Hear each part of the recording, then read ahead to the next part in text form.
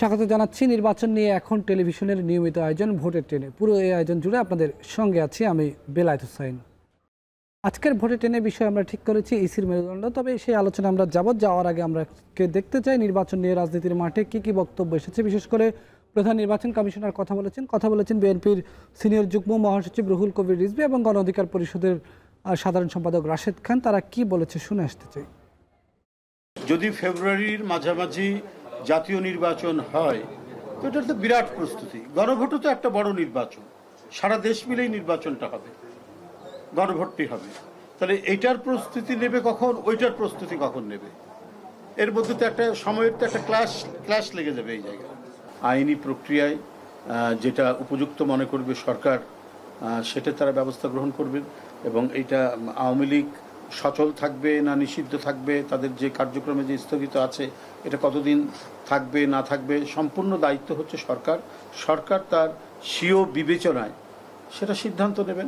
জাতীয় পার্টির সাথে আমাদের কোনো ক্লাশ নাই। মূলত এদেশের জনগণ চায় না যে জাতীয় পার্টি 14 দল বাংলাদেশে রাজনীতি করা বা নির্বাচনের সুযোগ পাক। যেহেতু আওয়ামী লীগ যে ধরনের অপরাধ করেছে, একই ধরনের অপরাধ করেছে আপনার জাতীয় পার্টি 14 দল, তো সেক্ষেত্রে আওয়ামী লীগের সাংগঠনিক কার্যক্রম যেহেতু নিষিদ্ধ ঘোষিত হয়েছে সরকার কর্তৃক, ঠিক একইভাবে জাতীয় পার্টি এবং 14 দলের সাংগঠনিক কার্যক্রম নিষিদ্ধ করতে হবে এবং সেই দাবি জনগণের দাবি। আমরা প্ল্যান করেছি যে এখানে একটা miss information and disinformation address করার জন্য একটা সেন্ট্রাল সেল আমরা করব। Abnormal information may come out from far-flung areas in the hills.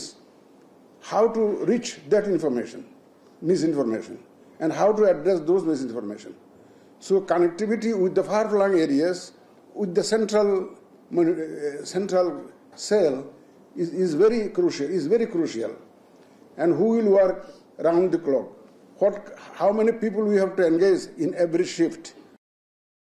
আমরা আলোচনায় ফিরতে চাই। আজকের আলোচনার বিষয় আমরা ঠিক করেছি ইসির মেরুদণ্ডে। এই বিষয়ে আলোচনা করার জন্য আমার সঙ্গে স্টুডিওতে এসে উপস্থিত হয়েছেন জাতীয়তাবাদী কৃষক দলের সাধারণ সম্পাদক শহীদুল ইসলাম খান বাবুল, আছেন জাতীয় নাগরিক পার্টি এনসিপির যুগ্ম সদস্য সচিব ফয়সাল মাহমুদ শান্ত। আপনাদের দুজনকে স্বাগত জানাচ্ছি আমাদের আজকের আলোচনায়। আজকের আলোচনার বিষয় আমরা যেহেতু ঠিক করেছি ইসির মেরুদণ্ড, নির্বাচন কমিশনের বিষয়ে আমরা আলোচনা করব। আমি একটু শুরুতেই বাবুল ভাইয়ের কাছে যেতে চাই। বাবুল ভাই, আপনি জানেন সম্প্রতি নির্বাচন কমিশনের বিষয়ে প্রশ্ন তোলা হয়েছে। ইংরেজিতে শব্দটা বলা হয়েছে স্পাইনলেস। জাতীয় নাগরিক পার্টির নেতারা বলেছেন যে ইসির মেরুদণ্ড নেই, অর্থাৎ মেরুদণ্ডহীন বলা হয়েছে। এটিকে কিভাবে মূল্যায়ন করছেন? আমি মনে হয় না এটা এই সময় এখনই বলবার সময় এসে গেছে যে একেবারে স্পাইনলেস বা ব্যাকবোনলেস, আপনি যেটাই বলেন এটা পলিটিক্যাল রেটরিক, পলিটিক্যাল শব্দ। আমি ইসিকে এইভাবে মূল্যায়ন করা বা চূড়ান্তভাবে মূল্যায়ন করার সময় এখনো এসছে এটা আমরা মনে করছি না। আমাদের বক্তব্য এটাই। কিন্তু তারা যে অভিযোগ করেছেন তাদের শাপলা প্রতীক দেওয়ার ক্ষেত্রে নির্বাচন কমিশন, তারা বলছে যে নির্বাচন কমিশনের রিমোট অন্য কারো কাছে আর নির্বাচন কমিশন নিয়ন্ত্রণ অন্য কারো হাতে। কার কাছে নিয়ন্ত্রণ আমি জানি না, সেটা তারা বলবে। এটা আমি মনে করি এটা টোটালি একটা পলিটিক্যাল ডিসিশন, পলিটিক্যাল বক্তব্য। তবে ইসি এই শাপলার বিষয় যে এই বিষয়টা যে জটিল আকার ধারণ করছে এটা না হলেও হতো। এটা সমস্ত কিছু, এটা আবার বলি যে সব কিছুই একেবারে আইন আদালত বাইবেল কোরআনের বিষয় না, এগুলো আলোচনার বিষয়। তারা শাপলা দেওয়াই যাবে না এরকম কোনো বিষয় না। আবার এনসিপি শাপলার জন্য যে গো ধরেছে এটাও কোনো যুক্তিযুক্ত বিষয় হতে পারে না। এটা একটা প্রতীক।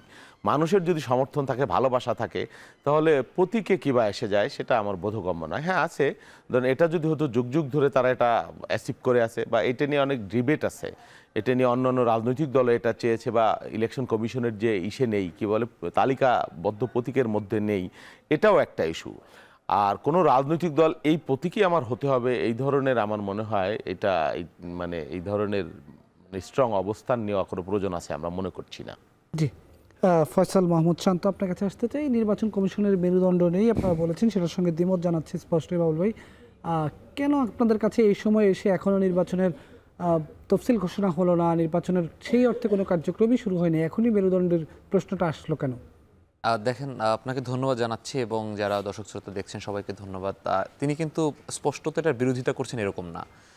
ভাইয়ের সাথে আমি কিছুটা একমত যে আসলে এটা একটা পলিটিক্যাল রেটরিক। অ্যান্ড দ্বিতীয়ত হচ্ছে তিনি বলছেন যে এটার এখন পর্যন্ত বিবেচনা করার সময় হয় নাই। তার মানে কিন্তু এটা যে মেরুদণ্ড আছে না আছে এই বিষয়ে সে ভার্ডিক্ট দেয় নাই, নাম্বার ওয়ান। নাম্বার টু হচ্ছে আমরা আসলে কেন বলছি যে নির্বাচন কমিশনের এই আচরণগুলো। দেখেন, আপনার নিশ্চয়ই মনে আছে নির্বাচন কমিশনে বিএনপির একজন নেত্রী নবীন ফারহানা কেন্দ্রিক একটা হট্টগোল ওখানে তৈরি হয়েছিল। তো আমরা দেখেছি যে নির্বাচন কমিশনের যেই পরিধি সেটি সারা বাংলাদেশ ব্যাপী, এবং বিএনপি সহ প্রত্যেকটা গণতন্ত্রকামী দল, যারা গণতন্ত্রমুখী দল, প্রত্যেকেই চায় যে আসলে নির্বাচন কমিশন শক্তিশালী হবে এবং তারা তাদের সক্ষমতা প্রমাণ করবে এবং তারা একটা নিরপেক্ষ নির্বাচন আয়োজন করবে।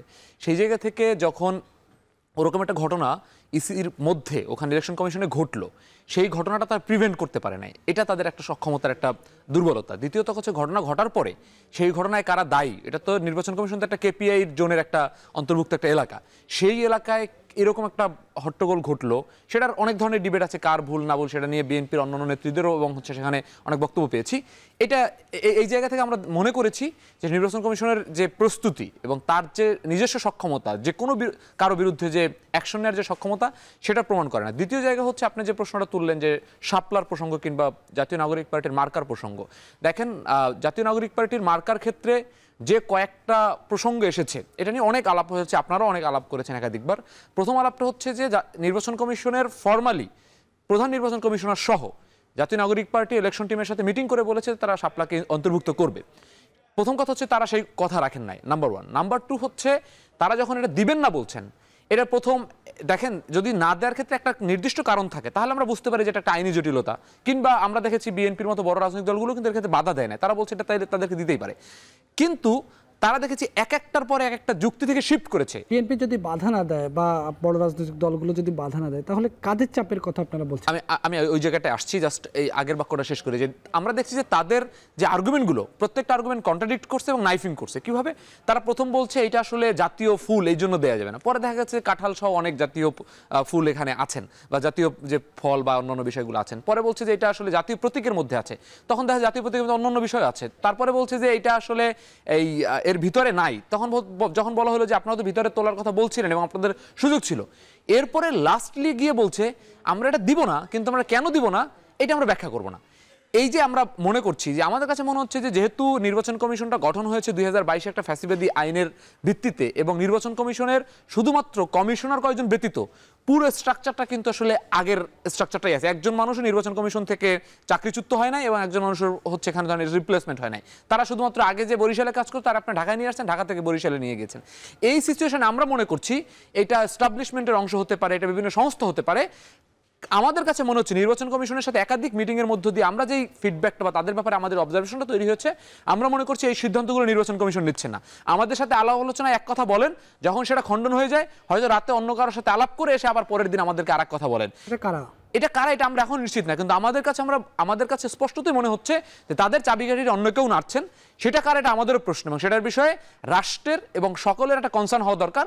কারণ আমরা সবাই মিলে চাই যে আগামীর ইলেকশনটা একটা সুষ্ঠু ইলেকশন হোক, এবং আগামীর ইলেকশনের উপরে নির্ভর করছে বাংলাদেশের গণতন্ত্রের ধারাবাহিকতাটা কিভাবে আসলে রক্ষা হবে। বাউলের কাছে একটু আসতে চাই। বাউল ভাই, নির্বাচন কমিশন দায়িত্ব নেওয়ার 1 বছরের মতো সময় পার হচ্ছে, সেই জায়গায় বিএনপির জায়গা থেকে আপনি যদি বলেন যে এই নির্বাচন কমিশনের সার্বিক যে কার্যক্রমগুলো নির্বাচন কমিশন এই পর্যন্ত নিয়ে এসছে, মেরুদণ্ড সোজা হয়ে দাঁড়িয়ে থাকার ক্ষেত্রে নির্বাচন কমিশনকে আপনি কিভাবে মূল্যায়ন করবেন, এবং পরামর্শ কি থাকবে যে মেরুদণ্ডকে সোজা রাখার ক্ষেত্রে নির্বাচন কমিশনের প্রতি পরামর্শ কি থাকবে? না, মারাত্মক কোনো ব্যত্যয় হয়েছে তা না। আমাদের ভাই যেটা বললো ছোট ভাই, যে রুমিন ফারহানা ঘটনা, হ্যাঁ কিছু কিছু ব্যত্যয়। এখন ইলেকশন কমিশন তো বাংলাদেশের মধ্যেই, বাংলাদেশের বাস্তবতা, মাটি, মানুষ, এবং তারা যে একেবারে পূর্ণাঙ্গ স্বাধীন, হ্যাঁ ও সে যেটা বললো যে কমিশনার এবং সিইসি ওনরাই শুধুমাত্র স্বাধীন বা ইলেকশন কমিশন, কিন্তু ইলেকশন কমিশনের যে সেক্রেটারিয়েট সেটা তো সরকার থেকে লোকবল প্রোভাইড করা হয় গতানুগতিক। এই জায়গাটা আমার মনে হয় ইলেকশন কমিশন নিয়ে আরও এই ইলেকশন কমিশনের সংস্কার বা নতুন করে কীভাবে টোটালি এই তার জনবলকে কিভাবে স্বতন্ত্র রাখা যায়, স্বাধীন করা যায়, টোটাল সেক্রেটারিয়েট সহ, সেই বিষয়গুলো বোধহয় চিন্তা করবার একটা সময় আছে। তারপরও আমাদের মতো তৃতীয় বিশ্বের এই রাজনৈতিক অস্থিরতার এই দেশে তাদেরকে অনেক বিষয় আমার মনে হয় পলিটিক্যালি অ্যাড্রেস করবার ব্যাপার আছে, চিন্তা করবার ব্যাপার আছে, সমন্বয় করবার ব্যাপার আছে। যখন গোটা রাজনৈতিক সোসাইটি এক হয়েছে, তাদের সাথে আলাপ আলোচনা করে একটা সমন্বয় সমঝোতা কিভাবে করা যায় এবং শান্তি কিভাবে বজায় রাখা যায়, সেই বিষয়টা আমার মনে হয় তাদেরও অ্যাড্রেস করবার সময় এসছে বা চিন্তা প্রয়োজন আছে। আপনার কোনো কারণে কি এটি মনে হয় কিনা যে এনসিপির ক্ষেত্রে নির্বাচন কমিশন যতটা শক্ত হয়ে কথা বলতে পারছে, তারা বলছে আইনি ব্যাখ্যা দিবে না, তারা আইনি ব্যাখ্যা দেওয়ার প্রয়োজন মনে করছে না, বিএনপির ক্ষেত্রে ঠিক ততটাই দুর্বল? বিএনপি যেহেতু একটি বড় দল, প্রতিষ্ঠিত একটি দল, এরকম কি মনে হচ্ছে? আচ্ছা, বিএনপি কি আদায় করেছে? বড় দল, বিএনপির মার্কা এখন বড় জোর ইলেকশন কমিশন কারে নিলে নিতে পারে, ধানের শীষ মার্কা। এটা তো যুগ যুগ ধরে বিএনপি এটা করে আসছে, বিএনপির অনারশিপ আছে। তো বিএনপির প্রতি পক্ষপাতিত্ব নির্বাচনও হয় নাই, কিছু হয় নাই, তাদের হাতে প্রশাসনও যায়নি, এখানে পক্ষপাতিত্বের সুযোগই তৈরি হয়নি। তো পক্ষপাতিত্ব কিভাবে করবে? আর আপনি যেটা বলেছেন এনসিপি ভার্সেস ইলেকশন কমিশনের যে প্রবলেমটা, আমি মনে করি এই প্রবলেম আলোচনার মধ্য দিয়ে শেষ হওয়ার প্রয়োজন আছে এবং এটা শেষ হয়ে যাবে দ্রুত সময়। এটা জটিল কোনো ইস্যু আমি মনে করছি না এখনো। এর চাইতে বড় বড় সংকট থেকে আমরা উত্তরণ হব, কারণ ইলেকশনটা বাধাগ্রস্ত হয় এমন কেউই চায় না, ইলেকশন কমিশনও চায় না, কোনো রাজনৈতিক দল আমরা এনসিপি যে তারাও চায় না, আমরাও চাই না। সেই জন্য আমরা নির্বাচনটা আমাদের সর্বোচ্চ প্রায়োরিটি, অগ্রাধিকার ইন দিস মোমেন্ট। এর বিকল্প আমাদের কোনো কিছু নাই। সেই জন্য কোনো কারণে ইলেকশন বাধাগ্রস্ত হোক, প্রশ্নবিদ্ধ হোক বা স্থগিত হোক, এইটা বা কোনো কিছু হোক, এটা আমরা কেউই চাই না। সুতরাং এই বিষয়ে নিশ্চয়ই আলোচনার মাধ্যমে একটা সমাধান বের হয়ে আসবে। তাদের প্রত্যেকেরই যুক্তি আছে, এনসিপি যারা বলছে তাদেরও যুক্তি আছে, আবার ইলেকশন কমিশনের যে অবস্থান সেটারও যুক্তি আছে। এর মাঝামাঝি কোনো কিছু হয়তো আমরা পাবো নিশ্চয়ই, এখানে রিজিট হয়ে থাকবার কোনো আমি ব্যাপার নেই। ভাইয়ের এখানে একটা ঘটনা বলতে চাই আর কি, যে তার যে মেরুদণ্ড নাই, এটার কিভাবে আমরা আসলে এই সিদ্ধান্ত বা এটা বলছি কি কেন, এত একটা বড় একটা কথা ইলেকশন কমিশনের মতো স্বতন্ত্র একটা প্রতিষ্ঠানের ক্ষেত্রে আমরা কেন বলছি? বিএনপির সাথে আসলেই বিএনপিকে অনেক বেশি ফেভার দেওয়ার মতো সিচুয়েশন হয় না, আমি একমত। দেখেন, ইলেকশন কমিশন অনেকগুলো দলের নিবন্ধন দিয়েছে। আমি জাতীয় নাগরিক পার্টি নিবন্ধনের কথা বলি। জাতীয় নাগরিক পার্টি খুলনা অঞ্চলে একটা উপজেলা কমিটির ডিডের কোনো একটা পাতায় সিগনেচার একটা ভুল হয়েছে, ইলেকশন কমিশন সেটা ফেরত পাঠিয়েছে, সেখানে ইনভেস্টিগেট করতে পাঠিয়েছে, সেখানে ভোটার লিস্টে গিয়ে ওখানে অফিসে গিয়ে এটা কি মেরুদণ্ড না থাকার থাকার প্রমাণ? না, থাকার প্রমাণ। এনসিপির মতো একটা এনসিপিকে নানাভাবেই বলা হয় এনসিপি আমি বলছি একটি দল, আমি বলছি এই জায়গায় এনসিপিকে এভাবে প্রশ্নের মুখে ফেলা, তদন্তের মুখে ফেলা। আপনি আমাকে বাক্যটা শেষ করলে বুঝবেন যে এটা কেন বলছি। এটা অবশ্যই আমরা মনে করছি যে নির্বাচন কমিশন যদি 5টা দলকে নিবন্ধন দেয়, 5টা দলই এই প্রক্রিয়ার মধ্যে দিবে, এটা হচ্ছে আমাদের প্রত্যাশা। কিন্তু জাতীয় লীগ নামে একটা দলকে তারা হচ্ছে নিবন্ধন দিয়েছে, যাদের অফিস নাই সারা বাংলাদেশে কোথাও, যাদের নামও আমি শুনি নাই কখনো, এবং যাদের একটা মুরগির খোপের কোথাও একটা অফিস, মিডিয়া গেছে পরে তারা দৌড়ে হচ্ছে পালাচ্ছে সেখান থেকে, কেউ মিডিয়াকে কথা বলতে রাজি না। এরকম একটা দল এনসিপির সাথে একই সাথে নিবন্ধনের জন্য তারা কোয়ালিফাই করেছে। মানে আমার কথা হচ্ছে যে এই জাতীয় লীগটা কার? আমি কিন্তু বলছি না যে এনসিপিটা আনজাস্ট মানে জাস্টিস করে নাই, এনসিপিটা কিন্তু অনেক আগে সংসদ সদস্য নির্বাচিত হয়েছে। না, এবার একটা দল এরকম নিবন্ধন পেয়েছে যাদের কোনো অফিস নাই, কিচ্ছু নাই, এরকম একটা। এই জাতীয় লীগই নির্বাচিত হয়েছিল বহু আগে। তার মানে কি তার এখন অফিস লাগবে না? তার মানে তার ভোটার লিস্ট লাগবে না? যে কন্ডিশনগুলো আছে, প্রত্যেকটা কন্ডিশন তো তাদের তদন্তে কি আসছে যে তাদের অফিস নাই? এটা আমাদের তদন্ত না, প্রত্যেকটা মিডিয়ায় নিউজ হয়েছে যে এরকম একটা দল, এরকম অনেকগুলো দল নিবন্ধন পেয়েছে। আমরা এরকম দেখেছি যে আওয়ামী লীগের সময় বেনামে অনামে অনেক ধরনের ডিজিএফআই অনেকগুলো দলকে নিবন্ধন দেয়, কিন্তু আবার গণঅধিকারের মতো কিংবা ওই পার্টির মতো দলগুলো তারা দীর্ঘদিন লড়াই করেছে, তাদের নিবন্ধন পায় নাই, যারা পরিচিত দল। আমার কথা হচ্ছে এনসিপি যে প্রক্রিয়া নিবন্ধন পেয়েছে সেই প্রক্রিয়াটাই আসলে সঠিক প্রক্রিয়া, প্রত্যেকের এটা পাওয়া উচিত। কিন্তু এরকম কোনো ভুইফোর একটা দল কিংবা কোনো ধরনের এরকম যার নাম নাই, এরকম দলকে যখন নিবন্ধন দেয়, আমরা নিশ্চয়ই মনে করি এটা কারো নির্দেশে নিবন্ধন দিচ্ছে, কাউকে দিয়ে আসলে এটা কেউ খেলছে যে আসলে এরকম দল আমরা তৈরি করে রাখি। সেটা বিএনপি কাছে বলছি না, সেটা বললাম না যে এখানে তো আপনি এই ইলেকশন কমিশন 3টা ভয়াবহ ন্যাক্কারজনক ইলেকশন করছে, যার মধ্যে 2টা বিএনপি বর্জন করছে, একটা বিএনপি অংশগ্রহণ করে দেখাইছে যে আসলে অংশগ্রহণ কেন বাকি দুটো করে নাই। এরকম 3টা ভয়াবহ নির্বাচন করার মধ্য দিয়ে যে ইলেকশন কমিশনের পুরো স্ট্রাকচারে করেছে, সেই ইলেকশন কমিশনের কয়জন বর্তমান ইলেকশন কমিশনের শাস্তির আওতায় এনেছে, তাদের ব্যাপারে কি তদন্ত করেছে? যখন এই ধরনের তদন্ত এবং শাস্তি আনতে পারে নাই, একটু সংশোধন করে দিচ্ছি, এটি হচ্ছে নির্বাচন পরিচালনার কাজটি নির্বাচন কমিশন করে থাকে, কিন্তু মাঠ পর্যায়ে যারা রিটার্নিং কর্মকর্তার দায়িত্ব পালন করে তারা কিন্তু জেলা প্রশাসক। নো, বিষয়টা হচ্ছে এটা, আমি তো বলছি না যে জেলা প্রশাসক দায় মুক্তি পাচ্ছে। বিষয়টা হচ্ছে যে এই ইলেকশনে জেলা প্রশাসক থেকে শুরু করে প্রত্যেকটা অর্গান এখানে করাপ্টেড বিদায়ী হচ্ছে, বাকিরা এই করাপশনটা করতে পারছে। হয়তো নির্বাচন কমিশন রিভল্ট করতে পারতো যে না আমি কাজ করতে পারি নাই, তার মানে নির্বাচন কমিশনের প্রত্যক্ষভাবে সহযোগিতা করেছে। এবং নির্বাচন কমিশন তো হাসিনা কমিশন ছিল, এটা নিয়ে তো কোনো প্রশ্ন নাই। হাসিনা কমিশনের কমিশনার কয়জন আপনি সরাই দিলেন, বাকি যে স্ট্রাকচার সেই স্ট্রাকচারের কয়জনকে আপনি শাস্তির আওতায় আনছেন, তাদের ব্যাপারে আপনি গত 3টে ইলেকশনের পর্যবেক্ষণ কি, এগুলো হচ্ছে একটা মেরুদণ্ডের প্রকাশ। যে এই ধরনের উদ্যোগগুলো আমরা দেখতাম, এই ধরনের প্রতিবেদনগুলো দেখতাম, তাদের ব্যাপারে শাস্তিগুলো দেখতাম, তাহলে আমরা মনে করতাম যে ইলেকশন কমিশন এখন শক্ত হয়ে দাঁড়াচ্ছে, তারা আগের মতো গোয়েন্দা সংস্থা বা অন্যান্য কোনো ধরনের বৃহৎ শক্তি দ্বারা নিয়ন্ত্রিত হচ্ছে না। কিন্তু আমরা দেখছি যে এই ধরনের কাজ এখনো হচ্ছে, যেটা হতাশাজনক। আমরা তো এখন ভার্ডিক্টে দিতে পারছি না যে সে তো ইলেকশনটা করে ফেলে নাই, কিন্তু আপনি কল্পনা করেন ইলেকশনটা করলো, সেই ইলেকশনের মধ্যে দিয়ে আপনি প্রমাণিত হইলো যে সে আসলে একটা পক্ষপাতিত্ব করছে আর একটা 14 এবং 24-এর মধ্যে ইলেকশন করছে, তখন আমাদের কি আর ফেরত দেওয়ার জায়গা থাকবে ইলেকশন কমিশনে? এই জন্য আমরা প্রশ্নগুলো আগে একটু তুলছি। বাউল ভাইয়ের কাছে আছি। বাউল ভাই, সার্বিকভাবে যে কথাগুলো বললো শান্ত, সেই ক্ষেত্রে আপাতত পরিবেশ কি দেখছেন নির্বাচনের সব মিলিয়ে? না না, শান্ত যেটা বলেছে একেবারে অমূলক যে বলেছে সব নট দ্যাট, শান্তর কথা অনেকাংশেই ঠিক আছে। আবার এটাও ঠিক যে আমাদের ইলেকশন কমিশনের পক্ষে একটা সুন্দর স্বচ্ছ গ্রহণযোগ্য বা ইনক্লুসিভ ইলেকশন করা একার পক্ষে সম্ভব না। তার জন্য সমাজ বাস্তবতা, রাজনৈতিক বাস্তবতা, দেশের সামগ্রিক পরিস্থিতি, সরকার, ল অ্যান্ড অর্ডার এজেন্সিগুলা প্রত্যেকের একটা সমন্বয় লাগে, সহযোগিতা লাগে। এবং আমাদের ইলেকশন কমিশন, আমরা আগস্ট হয়েছে বলে একদিনে সুইচ দিলে একেবারে ইলেকশন কমিশন ইন্ডিয়ার সেই কমিশনের মতো হয়ে যাবে, এটাও মানে আমরা চিন্তা করি। তবে আশা করি যে বিগত কমিশন, হুদা কমিশন, রকিব কমিশন বা আওয়াল কমিশন যে কাজগুলো করেছে এখন পর্যন্ত আমরা মোটা দাগে সেটা এই কমিশনের মধ্যে আমরা দেখিনি, সেই জন্য আমরা আস্থা হারাচ্ছি না তাদের উপর এক্ষুনি। তবে এম্পাওয়ার করা ইলেকশন, তারা তো এম্পাওয়ার্ড হইতেই চাইতো না। আগের কমিশনগুলো আমরা দেখেছি তাদের অনেকগুলো ক্ষমতাকে তারা ডিজন করতো, হ্যাঁ। কিন্তু এই কমিশনকে আমরা বলবো যে তারা একটা শক্ত ভূমিকা নেবে, কারো প্রতি কোনো পক্ষপাতিত্ব, কারো প্রতি কোনো আচরণ ইলেকশনের জন্য প্রশাসনিকভাবে যারা দায়িত্ব পালন করে। আমি এটাও মনে করি যে রিটার্নিং অফিসার যারা হবে, বা ডিসির কথা যেটা বললেন, তাদের আমি মনে করি ইলেকশন কমিশনের নিজস্ব জনবল থেকে এটা হওয়ার প্রয়োজন আছে বলে, এই সময়ে বোধহয় চিন্তা করবার প্রয়োজন আছে বলে আমি মনে করছি ইন দিস টাইম এখন। কারণ আপনি যদি ইলেকশন কমিশনের মেরুদণ্ডের কথা, সিদ্ধারার কথা বলেন, তাকে আপনার অবকাঠামো দিতে হবে, লোকবল দিতে হবে এবং তার সেই ম্যানেজমেন্ট আপনাকে দিতে হবে। সেটা না দিয়েই সবসময় আপনি একজন ডিসি 3 মাস ইলেকশনের 2.5 মাস ইলেকশন কমিশনের দিয়ে থাকে, নামে থাকে আর কি, নামকাও আসতে, বাট সে জানে হয়তো ইলেকশন কমিশন তাকে উইথড্র করানোর একটা সাহস নিলেও নিতে পারে বা খুব কমই নেয়। নেওয়ার পরে তার কি ও জানে যে ও যেই দলকে ফেভার করবে সে যদি গভর্নমেন্ট আসে ওকে আরো দ্বিগুণ পুরস্কৃত করবে। এই যে সামগ্রিক বিষয়, এই জায়গায় কিভাবে রিজলভ করা যায় বা এই জায়গাটা কিভাবে আরো মানে স্বচ্ছ করা যায় বা বিকল্প কি পথ আছে, সেই বিষয়গুলো। সেই জন্য আমি মনে করি যে টোটাল নির্বাচন কন্ডাক্টের জন্য তার নিজস্ব জনবলের উপর এই মুহূর্তে বা এখন থেকেই চিন্তা করবার বা চেষ্টা করবার একটা সময় আমার মনে হয় এসে গেছে। না হলে আপনি টোটালি আপনি ওই প্রশাসনের উপর, সিভিল প্রশাসন, ব্রুকেট, এদের উপর টোটালি ডিপেন্ড করে আপনি খুব একেবারে স্বচ্ছ, একেবারে গ্রহণযোগ্য যেটা আমরা প্রত্যাশা করছি সেই নির্বাচন আশা করা বাতুলতা হবে। জি, অনেক ধন্যবাদ। আমরা আবার আলোচনায় ফিরবো, তবে এই পর্যায়ে নিচ্ছি ছোট্ট একটা বিরতি। ফিরে এসে আমরা আবারও যুক্ত হব ইসির মেরুদণ্ড নিয়ে আলোচনায়। RICL TMX, যুগের পর যুগ স্থাপনা থাকে মজবুত। VRM প্রযুক্তির RICL TMX।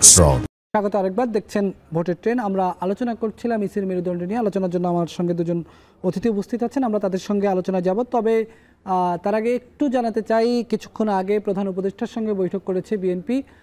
বৈঠক শেষে বিএনপি মহাসচিব সরকারকে কিছু পরামর্শ দিয়েছে, অন্তর্বর্তী সরকারকে। সেই পরামর্শগুলো কি দিয়েছে আমরা একটু শুনে আসতে চাই।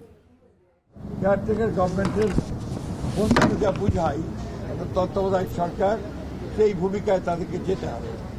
সেই জন্য প্রথমেই যে বিষয়টির প্রয়োজন হবে তা হচ্ছে প্রশাসনকে পুরোপুরিভাবে নিরপেক্ষ একটা ধারণা জনগণের মধ্যে তৈরি করতে হবে।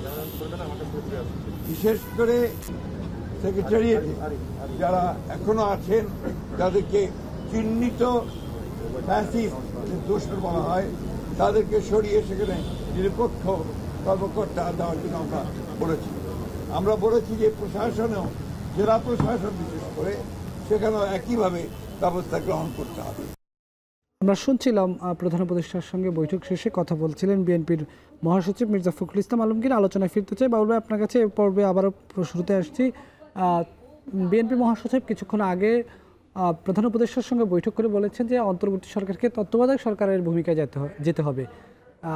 এই অন্তর্বর্তী সরকারকে তত্ত্বাবধায়ক সরকারের ভূমিকা, যদিও তত্ত্বাবধায়ক সরকার ব্যবস্থায় সংবিধানে অ্যামেন্ডমেন্ট হয়ে আসতেছে বা এটি আলোচনায়, কিন্তু অন্তর্বর্তী সরকারেই কেন হচ্ছে না? তত্ত্বাবধায়কের কথা আলাদা করে কেন বলতে হচ্ছে না? এটা তো সাংবিধানিক কনসিস্টেন্সি, ধারাবাহিকতা আপনার থাকতে হবে। আপনি যেহেতু সংবিধানের মধ্যে এখনো আছেন, তো আমাদের যেটা প্রচলিত ব্যবস্থা, নির্বাচন হতে হবে তত্ত্বাবধায়ক সরকারের অধীনে। তো আমার তো সেই সুযোগ আছে, আমি কেন যাচ্ছি না, যাব না?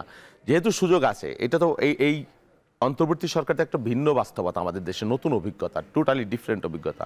তো যেহেতু নির্বাচনে এখনো 3.5 মাস 4 মাস বা ফেব্রুয়ারিতে যদি হয়, তো তার আগে এই সরকারটাকে আপনি যদি কেয়ারটেকারের গভর্নমেন্টে কনভার্ট করেন, তাহলে তো আপনার সংবিধানের যে ধারাবাহিকতাটা সেই জায়গাটা আপনার ঠিক থাকলো, না হলে এটা নিয়ে ভবিষ্যতে প্রশ্ন উঠবে।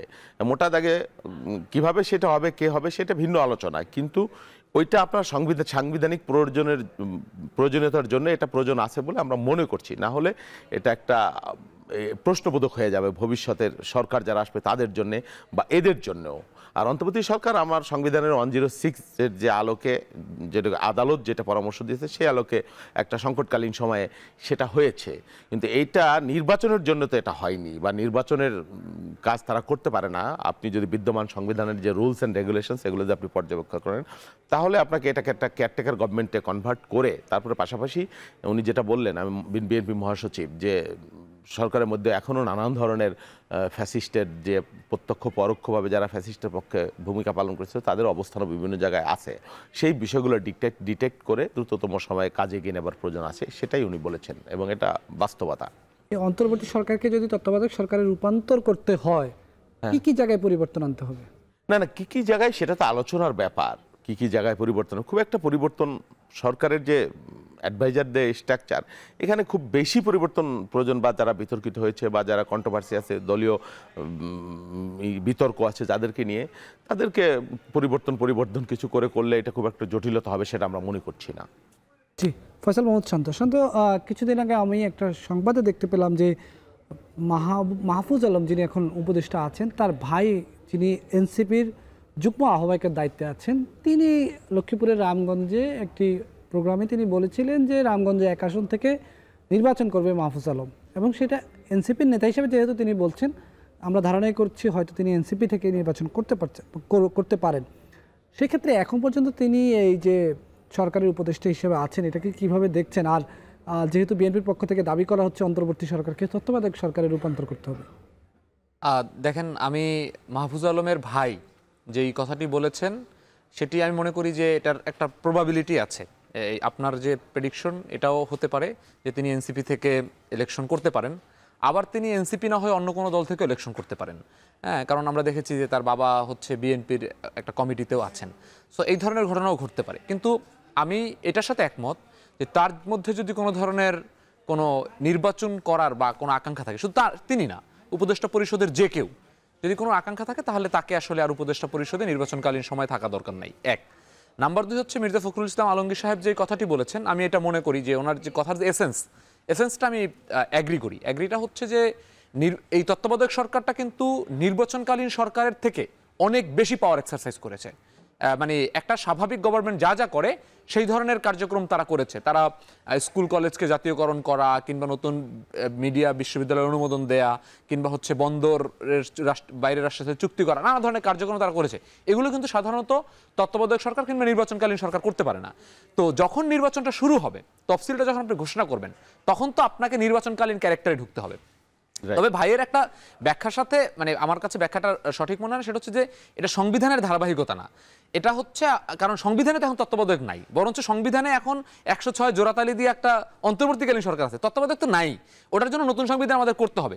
কিন্তু সংবিধানে থাকা না থাকার প্রশ্ন না, প্রশ্ন হচ্ছে যে আমরা এই নির্বাচনের আগে একটা এক্সাম্পল সেট করতে হবে যে নির্বাচনকালীন সরকার, সেটা আপনি তত্ত্বাবধায়ক নামে বলেন বা নির্বাচনকালীন নামে বলেন কিংবা নিরপেক্ষ নামে বলেন, যে কোনো নামে বলেন, কিন্তু তার ক্যারেক্টারটা হবে সে শুধুমাত্র ইলেকশনটা কন্ডাক্ট করবে, আর রাষ্ট্র চলে না এরকম কার্যক্রম, মানে একবারে এটা না চালাইলে রাষ্ট্র আর চলবে না এরকম কার্যক্রমগুলো শুধুমাত্র সে নির্বাচনকালীন সময় চালাবে।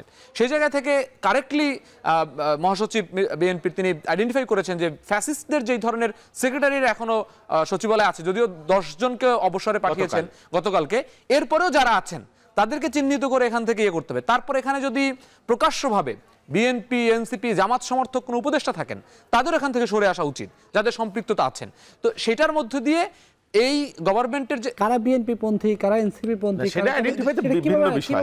না, কিভাবে আইডেন্টিফাই করবেন? আমি যেমন বললাম, আপনি যেমন বললেন যে মাহফুজ আলম যদি এনসিপি থেকে ইলেকশন করতে চায়, তাহলে তো তার ইলেকশনের আগে একটা প্রস্তুতি নিতে হবে, তাহলে তো আইডেন্টিফাই হয়ে যাবে সেটা। তার মানে এরকম মাহফুজ আলম বলেন, আসিফ মাহমুদ ভুঁইয়া, সজীব ভুঁইয়ার কথা বলেন, মানে আমি এখানে সুগার কোট করে পলিটিক্যালি কারেক্ট থেকে কথা বলতে চাই না, ওপেনলি খোলামেলা বলতে চাই। এই দুজনের নামে এনসিপির সম্পৃক্ততা নিয়ে আলাপ আছে, কারণ তারা যদি গণঅভ্যুত্থানে একসাথে আমাদের সাথে আন্দোলন করেছে। আবার দেখা যাচ্ছে যে মির্জা ফখরুল ইসলাম আলমগীর সাহেবের বন্ধু ছিলেন সালাউদ্দিন আহমেদ, ওয়াহিদুদ্দিন মাহমুদ, এদের ছিল। তারপরে আসিফ নজরুলের ব্যাপারে বলা হয় যে বিএনপির পারপাস সার্ভ করছেন। এরকম কিছু কিছু উপদেষ্টাদের ব্যাপারে কিছু কিছু ন্যারেটিভ আছে কিংবা কিছু কিছু কথা আছে যে তারা বিভিন্ন দলের সাথে তাদের অ্যালাইনমেন্ট আছে। আমরা তো শুনলাম এনসিপির সঙ্গে অ্যালাইনমেন্টের কথা বলা হচ্ছে, বিএনপির সঙ্গে বিএনপি মহাসচিবের বন্ধু আছে, জামায়াতের কি কেউ আছে? আচ্ছা, যে ফজলুল করিম এনার্জি উপদেষ্টার সাথে জামায়াতের অ্যালাইনমেন্টের কথা আছে। উনি কি জামাতের? এরা কিন্তু কেউই এনসিপির আসিফ মাহমুদকে আপনি কখনোই এনসিপির বলতে পারবেন না। তারপর হচ্ছে সালাউদ্দিন আহমেদের কখনোই অর্থ সচিব উপদেষ্টা কখনো বলতে পারবেন না, এরকম কাউকে বলতে পারবেন না। কিন্তু এটা এক ধরনের ন্যারেটিভ সমাজে আছে, এগুলো সত্য হলে তাদের বের হয়ে আসা উচিত তাদের নিজেদের জায়গা থেকে। জি বলবে না, ঠিক আছে, মানে এক্স্যাক্টলি বলেছে শান্ত, যেটা বলেছে যে যাদের যেসব উপদেষ্টার পলিটিক্যাল ইনভলভমেন্ট আছে বা যাদেরকে নিয়ে খুব বেশি বিতর্কিত আছে, হোক সেটা এনসিপি, বিএনপি, জামাত, যাই হোক, তো তাদের অবশ্যই নির্বাচনকালীন সরকার থেকে সরে আসার প্রয়োজন আছে বলে আমরা মনে করি। এই সরকারটা টোটালি ডিফারেন্ট, তাদের ক্যারেক্টার, তাদের সব কিছু আপনাকে টোটালি নিরপেক্ষ আচরণ করতে হবে। এই নির্বাচনটা আমরা একটা ভিন্ন ধরনের নির্বাচন করতে চাই। দীর্ঘদিন পরে একটা নির্বাচন আমরা পাচ্ছি, যেই নির্বাচন মানুষের রক্তের বিনিময়ে নির্বাচন হচ্ছে, হাজারো হাজারো শহীদের রক্তের বিনিময়ে মানুষের দীর্ঘদিনের আকাঙ্ক্ষা নির্বাচনে চলে গেছিল। কিন্তু এই কমিশন, এই সরকার যারা দায়িত্বে থাকবেন তাদের প্রতি মানুষের এক্সপেকটেশন অনেক। আমাদের তো অনেক মানুষ আছে, অসংখ্য মানুষ আছে বাংলাদেশে যারা নির্বাচনের দায়িত্ব পালন করবার মতো যোগ্য। সুতরাং আমি বিতর্কিত কেউ হোক বা সমালোচিত কেউ হোক, আমি তো প্রয়োজন আছে বলে, আর এই সরকারকে আরও ছোটো করতে হবে। আপনি নির্বাচনকালীন সরকারের দায়িত্ব রুটিন ওয়ার্ক, শুধুমাত্র নির্বাচন কন্ডাক্টটাই। বিগত দিনের ইলেকশন, মানে যেসব গ্রহণযোগ্য নির্বাচন হয়েছে, শাহাবুদ্দিন আহমেদের, লতিফুর রহমানের, বা যাদের নির্বাচন হয়েছিল, বা হাবিবুর রহমানের সরকার, সেই সরকারের আপনি আকার, আয়তন বা পরিধি বা তাদের গ্রহণযোগ্যতার লেভেলগুলো আপনার বিবেচনায় এনে কেয়ারটেকার গভর্নমেন্ট আর এই অন্তর্বর্তী সরকার আলাদা, কিন্তু রেগুলার সরকার, কেয়ারটেকার সরকার বা অন্তর্বর্তী সরকার প্রত্যেকটা রূপ চরিত্র আলাদা। সেই জন্য কেয়ারটেকার হলে শুধুমাত্র ইলেকশন কন্ডাক্ট তাদের মূল দায়িত্ব, ইলেকশনটা সুষ্ঠুভাবে করা। সেই জন্য তুলনামূলকভাবে কম বিতর্কিত লোক, বা বিতর্ক ছাড়া তো হয়তো পাবেনই না, কম বিতর্কিত লোক যাদের নিয়ে খুব বেশি বিতর্কিত আছে, দলীয় সম্পৃক্ততা আছে, সেই বিষয়গুলো অবশ্যই আপনাকে মাথায় নিয়ে আপনাকে করতে হবে, দেখতে হবে। গণভোট নিয়ে একটু প্রশ্ন করি। গণভোট এবং নির্বাচন একই সঙ্গে হওয়ার ব্যাপারে বলছে বিএনপি, আর জামাত বলছে নভেম্বরেই হয়ে যাওয়ার কথা। এই বিষয়টা শুরু হওয়া আসলে কি হবে? ওই মুরগি আগে না ডিম আগে, সেই বিতর্কের মতো আর কি। এটা আসলে কোনো বিতর্কের বিষয় হবার প্রয়োজন আছে বলে মনে করি না। একটা হিউজ ইনভলভমেন্ট, একটা নির্বাচন, 18 কোটি মানুষের দেশে প্রচুর। আমরা দেখলাম একটা হিসাবে যে প্রায় 1500 কোটি টাকা লাগবে আপনি এই গণভোট যদি আপনি করতে যান, আপনার ম্যাটেরিয়াল, জনবল, সব কিছু। তো এই 1500 কোটি টাকা আপনি কি কারণে খরচ করবেন? এটা হলো ফার্স্ট থিং। আপনি গণভোট হবার পরেই এই যে জুলাই সনদ বা যেই কাজগুলো আমরা করব, সেটা তো নেক্সট পার্লামেন্টের মধ্য দিয়েই করব। তাহলে আগে হয়ে এটা বসায় রেখে কি প্রয়োজন আছে আমি জানি না। একদিনে হইলে কি অসুবিধাটা সেটা আমার বোধগম্য না। তো সেই জন্যে এটা আমার মনে হয় অন্য ধরনের বিতর্ক তৈরি করা হচ্ছে। আগে হলে আপনি কি বেনিফিটটাকে, এটা আমাকে আগে বুঝতে হবে। এটা তো মাইন্ডসেট তৈরি হলো, জুলাই সনদ তৈরি হয়েছে, এটা পরবর্তী পার্লামেন্ট হবে, গণভোট হবে, এটাও ডিসাইডেড। তাহলে আপনি আলাদা নির্বাচনে আছে 3.5 মাস, এর আগে আরেকটা নির্বাচন, এই যে বাস্তবতা, সেটা ওন করার, ধারণ করবার বাস্তবতা বাংলাদেশের আছে কিনা সেটাও আপনার চিন্তা করবার ব্যাপার আছে। আর ফলাফলটা কি, আপনার ইফেক্টটা কি, আপনি গণভোট করে বসায় রাখবেন, এই তো ওই দিন করলেও যেটা হবে, এমন না যে গণভোটের পরেই এটা আইনি ভিত্তি হয়ে যাবে পার্লামেন্টে, তা তো না। তাহলে কি কারণে আপনি করবেন? ওই জাতীয় নির্বাচনের দিন করলেও আপনাকে আপনার ইলেকশনের জন্য, নেক্সট পার্লামেন্টের জন্য আপনাকে ওয়েট করতে হবে। আর 2 মাস আগে করলেও আপনার ওই নেক্সট ইলেকশনের জন্য, আপনার এই রেজাল্টের জন্য অপেক্ষা করতে হবে। তাহলে কি কারণে আপনি 1500 কোটি টাকা খরচ করবেন? কি কারণে এটার জন্য আলাদা ক্যাম্পেইন করবেন? কি এটা একটা তামাশার ব্যাপার হয়ে যাইতে পারে? আপনার জাতীয় নির্বাচনে হলে কি একটা সুবিধা, আরেকটা সুবিধা হলো যে রাজনৈতিক দলগুলো, প্রার্থীগুলো যখন ভোটারদের আনবে, তখন হয়তো তারা ওই গণভোটের পক্ষে একটা মতামত দিয়ে যাবে। না হলে মানুষকে ঘর থেকে বের করা, এর জন্য ক্যাম্পেইন করা, বা রাষ্ট্রকে জানানো, মানুষকে জানানো, প্রচারণা বা ব্যালট তৈরি করা, বা নির্বাচনের দিকে যে দক্ষ যজ্ঞকাণ্ড, এটা একটা জটিল ব্যাপার। আমি মনে করি না এটা মিনিংফুল কোনো দাবি। অন্য ভিন্ন উদ্দেশ্যে তারা এটা করেছে কিনা আমি জানি না। জি, শেষ প্রশ্নটি করতে চাই ফয়সাল মাহমুদ শান্তকে। শান্ত, আপনারা তো এখনও জুলাই সনদে স্বাক্ষর করেননি। গণভোটের বিষয়ে যখন রাজনৈতিক দলগুলো এক হচ্ছে, হয়তো আশা করা হচ্ছে এনসিপি তাদের দাবি দাওয়া পূরণ হলে জুলাই সনদে স্বাক্ষর করতে পারে। সেক্ষেত্রে গণভোট নিয়ে আপনাদের শেষ অবস্থানটা কি? দেখেন, এই যে জামাতের যে অবস্থানটা, এই অবস্থানটা একটা জটিল পরিস্থিতি, একটা পরিস্থিতি। যে গণভোট যদি আপনি নভেম্বরে করেন, আমাদের জাতীয় নাগরিক পার্টির জায়গা থেকে দাবিটা কি ছিল? সেটা হচ্ছে যে গণভোটের বিষয়ে, গণভোট কবে করবেন তার থেকে গুরুত্বপূর্ণ হচ্ছে গণভোটের প্রক্রিয়াটা কি হবে, প্রশ্ন কি থাকবে, কোন প্রক্রিয়া, কয়টা ব্যালট হবে, ব্যালটের মধ্যে নোট অফ ডিসেন্টের আলাপগুলো কি হবে, এই বিষয়গুলো নিয়ে আলাপ না করে জামাতকে আমরা দেখেছি যে খুব অবাক হয়ে যে জামাত যখন সবাই আলাপ করতেছে উচ্চকক্ষের পিয়ার নিয়ে, শুধুমাত্র বিএনপি ব্যতীত প্রায় সবাই উচ্চকক্ষের পিয়ারের বিষয়ে এক ধরনের একটা কনসেনসাস ছিল। জামাত এবং আরো কিছু তার শরিক দল সহ সে নিম্নকক্ষেও পিয়ার চাইলো। জামাত নিজেও জানতো যে আসলে নিম্নকক্ষের পিয়ারের নিম্নকক্ষের পিয়ার তো একসময় আপনারাও চেয়েছেন। না, আমরা নিম্নকক্ষের পিয়ার কখনোই চাই নাই। আমরা একবার লিখিতভাবে আমরা নিম্নকক্ষের পিয়ারের বিরোধিতা করেছি, আমরা উচ্চকক্ষের পিয়ার চেয়েছি। সমস্যাটা হয়েছে এই যে জামাত যে একটা জটিল পরিস্থিতি তৈরি করছে, অনেকে মনে হচ্ছে আমরাও মনে চেয়েছি। বিষয়টা হচ্ছে যে নিম্নকক্ষের পিয়ারের আলাপে গিয়ে উচ্চকক্ষের পিয়ারের আলাপটাই আসলে মানে মিনিংলেস হয়ে গেছে। ঐক্যবদ্ধ কমিশনের এজেন্ডাও ছিল না। এক নাম্বার 2 হচ্ছে যেমন এরকম এখন গণভোটের প্রশ্নটা কি হবে এবং গণভোটের এই জুলাই সনদের যে ধরনের সমস্যাগুলো আছে আইনি ভিত্তি সহ গণভোটের স্ট্যাটাসটা কি হবে, এই বিষয়গুলো আমাদের জন্য খুবই জরুরি। সেইটা নিয়ে এখন জামাত যখন আবার বলে যে নভেম্বরে করতে হবে, আমার ধারণা নিম্নকক্ষের পিয়ারের মতো জামাত নিজেও জানে যে নভেম্বরে গণভোট হওয়া সম্ভব না, কিন্তু সে এইটা নিয়ে মোবিলাইজ করবে, সেইটা নিয়ে রাস্তাঘাটে সমাবেশ করবে, করার পরে আমাদের যেই সময়টা মূলত কন্টেন্টের উপরে দেওয়ার কথা ছিল, প্রশ্ন কি হওয়া উচিত সেখানে দেওয়ার কথা ছিল, এটা আইনি ভিত্তিক হবে সেখানে দেওয়ার কথা ছিল, সেই সময়টা আমরা পাবো না। তখন গিয়ে এরকম জুলাই সনদের মতো আমরা স্বাক্ষর করতে পারি না কেন? কারণ ওই পিয়ার সহ অন্যান্য অনেক অপ্রয়োজনীয় আলাপে জামাত কিন্তু ঠিকই পিয়ারের দাবি ছাইরা স্বাক্ষর করে আসছে, কিন্তু অপ্রয়োজনীয় আলাপে প্রয়োজনীয় আলাপগুলো আমরা কিন্তু আর করতে পারি নাই। এরকম গণভোট নিয়ে এখন আমাদের সিরিয়াসলি জুলাই সনদের যে কয়েকটা বিষয় অসম্পূর্ণ রয়েছে, এখন জামাত বের হয়ে আসছে বলছে যে আমাদের দাবি দেওয়া পূরণ হলে আমরা স্বাক্ষর প্রত্যাহার করবো। কিভাবে প্রত্যাহার করবে? কোনো ধরনের কোনো মেকানিজম নাই। তো এই ধরনের অপরিপক্ক আচরণ আমরা পরিপক্ক রাজনৈতিক দল থেকে চাই না। আমরা মনে করি গণভোট এবং জুলাই সনদের যে আনসলভ ইস্যুগুলো রয়েছে সেগুলো সলভ করে গণভোটের বিষয়ে একটি সর্বদিনের ঐক্যমতের প্রয়োজন। জি, অনেক ধন্যবাদ আপনাদের দুজনকে আমাদের সঙ্গে আলোচনায় যোগ দেওয়ার জন্য। দর্শক, আমরা কথা বলছিলাম একজন এনসিপি নেতার সঙ্গে, একই সঙ্গে বিএনপির একজন নেতার সঙ্গে, তারা জানাচ্ছিলেন তাদের ভাবনাগুলো। দর্শক, এই পর্যায়ে নিচ্ছে আরেকটি বিরতির পর ফিরে এসে আমরা যুক্ত হব তৃণমূলের আলোচনায়।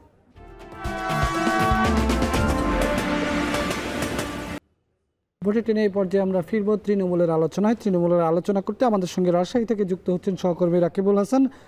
রাকিব, দেখতে পাচ্ছি আপনার সঙ্গে অনেক মানুষ আছে যারা তৃণমূলের ভোটার, মূলত তৃণমূলের মানুষ, প্রান্তিক মানুষ। এসব প্রান্তিক মানুষের সঙ্গে একটু আলোচনা করবেন, তাদের ভাবনাগুলো জানতে চাই। বিশেষ করে আমরা আজকে যে বিষয়টি নিয়ে আলোচনা করছিলাম, ইসির মেরুদণ্ড, একটা জাতীয় নির্বাচন করার জন্য সবচেয়ে যেটি বেশি গুরুত্বপূর্ণ, নির্বাচন কমিশনের সোজা হয়ে মেরুদণ্ড সোজা করে দাঁড়িয়ে থাকা। সেক্ষেত্রে নির্বাচন কমিশন এতদিন যে কার্যক্রমগুলো পরিচালনা করেছে, এইখানে তাদের মূল্যায়ন কি, আর আগামী দিনে যে কার্যক্রম পরিচালনা করবে সেক্ষেত্রে তাদের পরামর্শগুলো কি জানতে চাই আপনার মাধ্যমে। রাকিব। আমরাও আপনার আলোচনাটুকু আসলে শুনছিলাম। সত্যি আসলে যখন আসলে এই দেশে আসন্ন নির্বাচন, জাতীয় নির্বাচন এবং পুরো দেশব্যাপী আসলে আলোচনার কেন্দ্রবিন্দু আসলে নির্বাচন, তখন কিন্তু নির্বাচন কমিশনের ভূমিকা এবং এই যে এনসিপির নিবন্ধনের ক্ষেত্রে যে প্রতীক বরাদ্দ, সেইগুলো কিন্তু এখন আলোচনার বিষয়। এবং শুধুমাত্র জাতীয়ভাবেই নয়, আমরা প্রান্তিকভাবেও দেখছি এই বিষয়গুলো নিয়ে সাধারণ মানুষ আলোচনা করছে। আজকে আমরা নগরীর নওদাপাড়া এলাকায় এসেছি। এখানে আমাদের সাথে আছেন শিক্ষক, বিভিন্ন পেশাজীবী এবং সাধারণ ভোটাররা।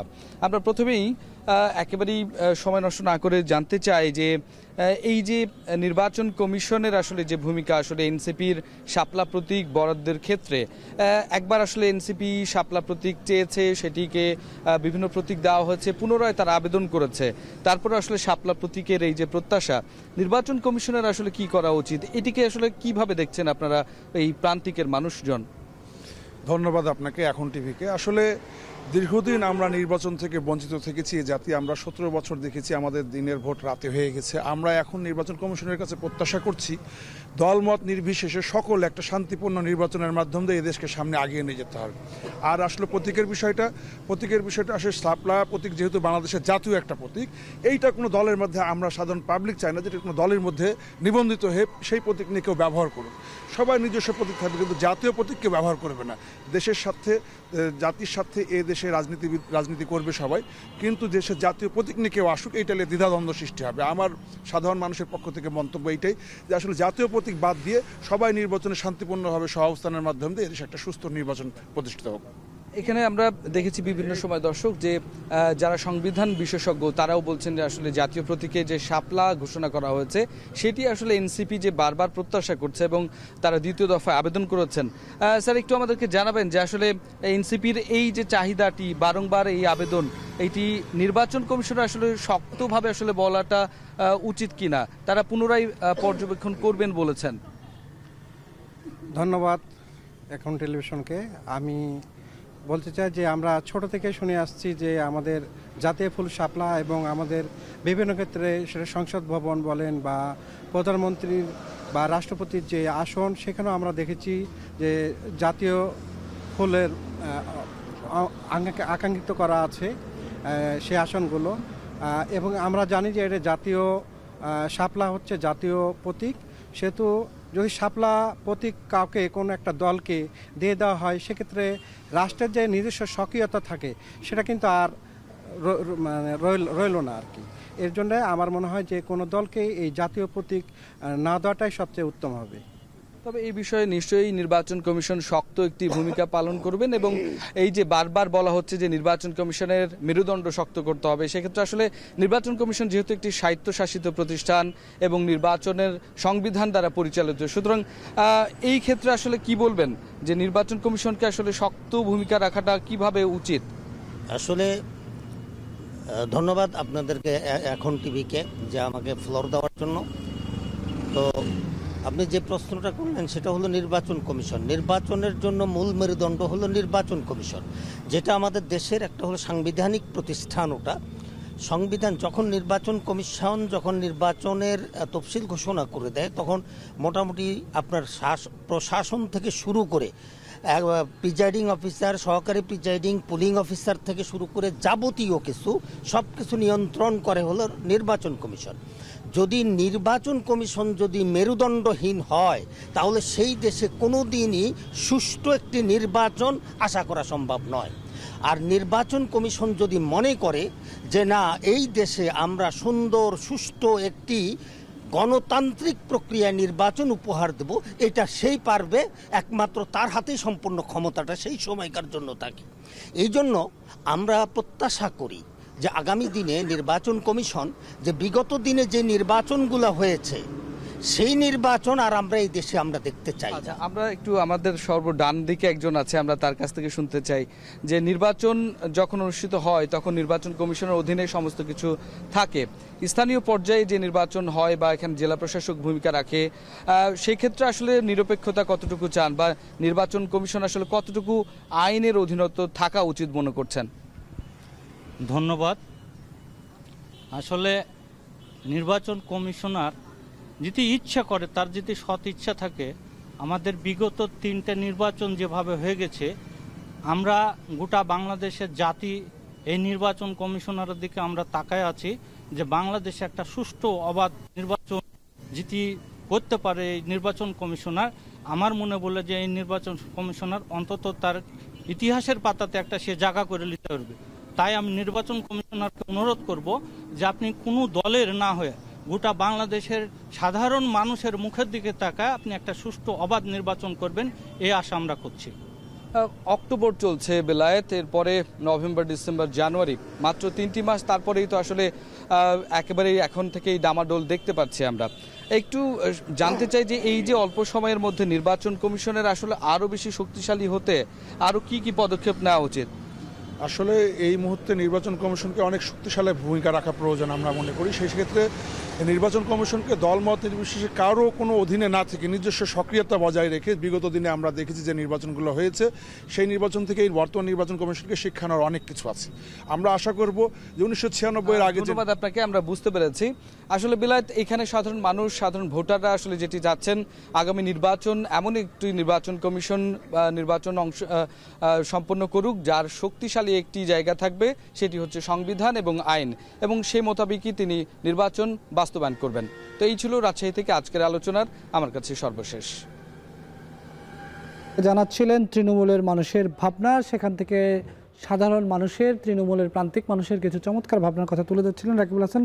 দর্শক, এই ছিল আজকের ভোটের ট্রেনের আয়োজন। সাথে থাকার জন্য ধন্যবাদ।